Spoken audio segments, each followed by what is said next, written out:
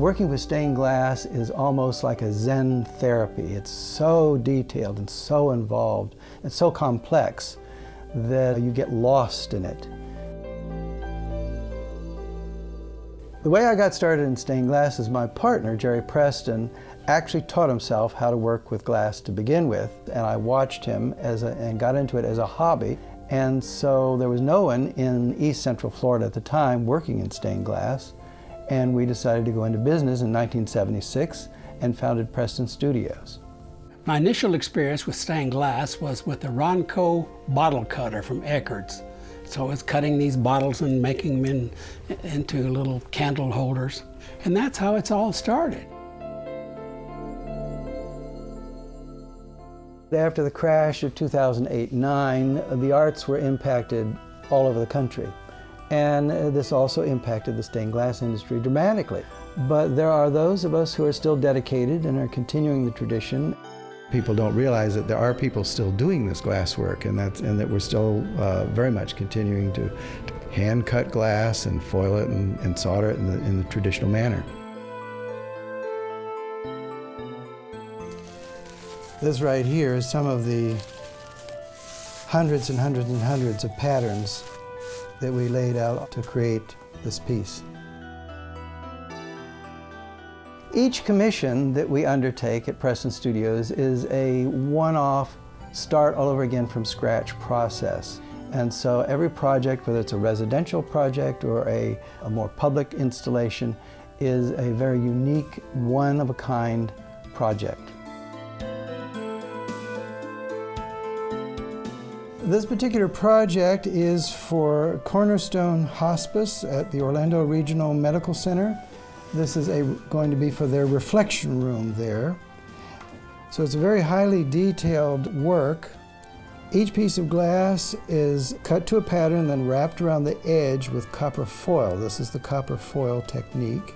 The foil comes as a self-adhesive tape, and then we wrap it around the edge. This is necessary because you have to have metal to metal to adhere the piece together.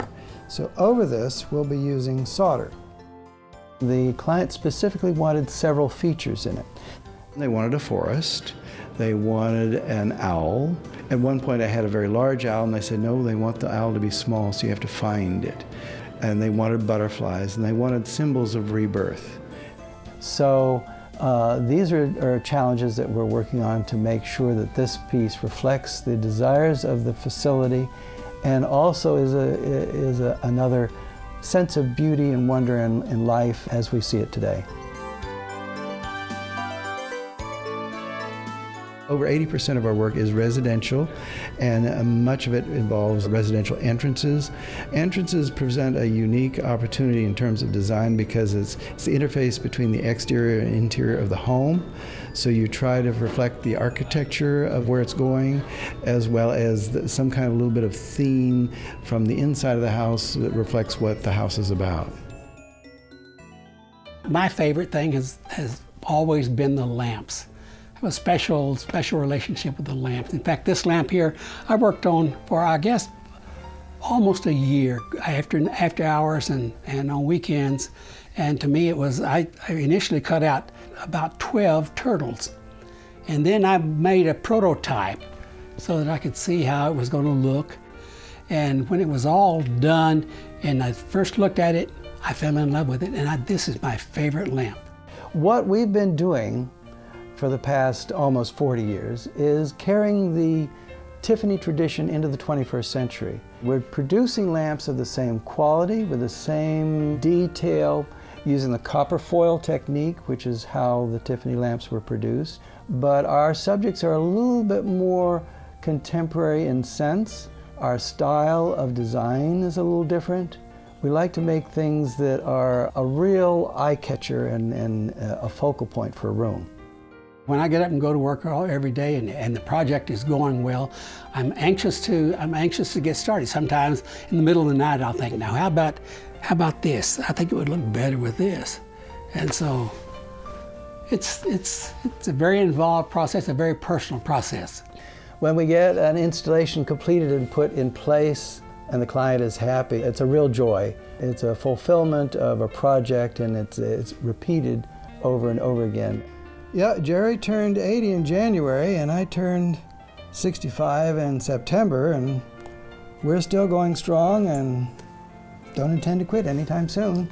The amazing thing is over all these years of production in this, we've never had a negative. We've always had positive reactions to everything we've done. So we have amazing, dedicated people who really enjoy our work and support what we do.